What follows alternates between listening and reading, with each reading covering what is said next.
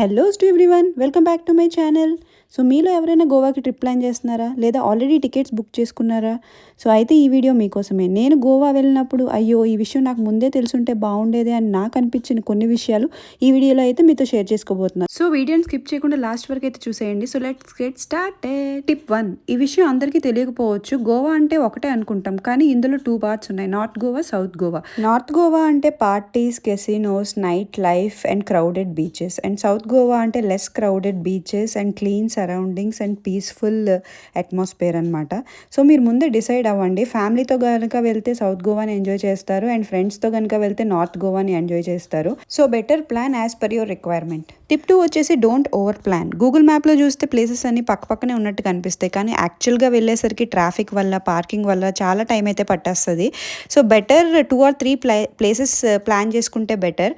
అలా అయితేనే మనకి జర్నీ తక్కువ ఉండి ఎంజాయ్మెంట్ ఎక్కువ ఉంటుంది, లేదంటే ఫుల్ జర్నీలోనే మొత్తం అంతా అయిపోతుంది. So better you plan like. Next tip is about transportation. మీరు ఓన్ వెహికల్ తెచ్చుకుంటే well and good, that is the best option. కానీ ఈ డాక్యుమెంట్స్ అయితే ఇన్ హ్యాండ్ పెట్టుకోండి. RC, driving licence and pollution certificate is a must.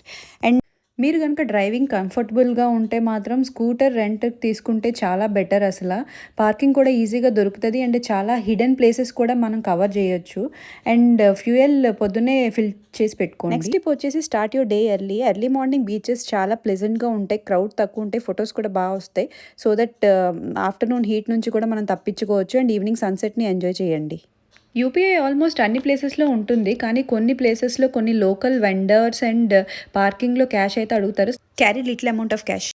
Water sports book చేసే ముందు ఒకే operator దగ్గర అయితే బుక్ చేసేయకండి. 2-3 ఆపరేటర్స్ కంపేర్ చేయండి, అండ్ ఆల్సో వారిని కనుక్కోండి. Like videos, photos free or మళ్ళీ ఎక్స్ట్రాగా పే చేయాలా, ఇవన్నీ డీటెయిల్స్ కనుక్కొని బుక్ చేసుకుంటే బెటర్. అండ్ ఫుడ్ కూడా కొంచెం లైట్గా తీసుకుంటేనే బెటర్. అండ్ మీ valuables like phone, watch, wallet అవన్నీ రిమూవ్ చేసి సేఫ్గా పెట్టుకొని అయితే వెళ్ళండి వెళ్ళే ముందు. అండ్ ఆల్సో లైక్ వాళ్ళు ఇన్స్ట్రక్షన్స్ అన్నీ చెప్తారు కదా, అవన్నీ జాగ్రత్తగా అయితే వినండి. అండ్ ఆల్సో మీ లైఫ్ జాకెట్ కూడా చాలా సేఫ్గా అయితే వేసుకోండి.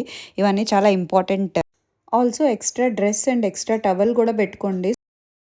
నెక్స్ట్ టిప్ వచ్చేసి sunscreen, which is must అనమాట. అసలు గోవా వెళ్తే సన్ స్క్రీన్ లేకుండా అయితే అసలు వెళ్ళకండి. సన్ స్క్రీన్ లేకపోతే అసలు వెళ్ళడం మానేయండి అని చెప్తాను నేనైతే. మేము డిసెంబర్లో వెళ్ళాం, అప్పుడు కూడా ఎండలు అసలు మామూలుగా లేవు. ఇంకా జూన్, జూలైలో వెళ్తే ఇంకా వేరే లెవెల్లో ఉంటుంది.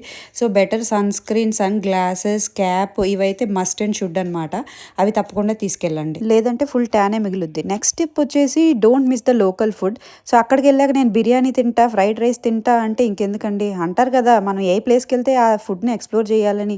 సో గోవాలో కూడా మంచి మంచి ఫుడ్ అయితే అవైలబుల్లో ఉంటుంది. మెయిన్గా గోన్ థాలీ అని మేమైతే ఎక్స్ప్లోర్ చేసాం, చాలా బాగుంది. అండ్ సీ ఫుడ్ లవర్స్కి కూడా చాలా వెరైటీ ఆఫ్ ఫుడ్ అయితే అవైలబుల్లో ఉంటుంది. And different fresh juices, cafes అన్నీ మీరు ఎక్స్ప్లోర్ చేయండి. ఈ హ్యాబిట్ అయితే ప్రతి అమ్మాయిలకి ఉంటుంది. ఒక్క డ్రెస్ కావాల్సిన చోట 10 డ్రెస్సులు అయితే తీసుకెళ్తాం. కానీ నా సజెషన్ ఏంటంటే కొంచెం తక్కువ డ్రెస్సులు తీసుకెళ్ళడం బెటర్, ఎందుకంటే అక్కడ చాలా షాపింగ్ ఆప్షన్స్ అవైలబుల్లో ఉంటాయి. Last and important tip, Goa అంటే చెక్ లిస్ట్ని కంప్లీట్ చేయడమే కాదండి, ఆ సన్సెట్లో మనం రిలాక్స్డ్గా ఎంజాయ్ చేయడం, మన కిడ్స్తో ఆ శాండ్లో ఆడుకోవడం. సో అది కదా రియల్ ఎంజాయ్మెంట్ అంటే. సో మీరు కూడా ఓ రష్ అయిపోకుండా 1 డేని రిలాక్సేషన్ కోసం పెట్టుకోండి, ఆ బీచ్ని అయితే ఎంజాయ్ చేయండి.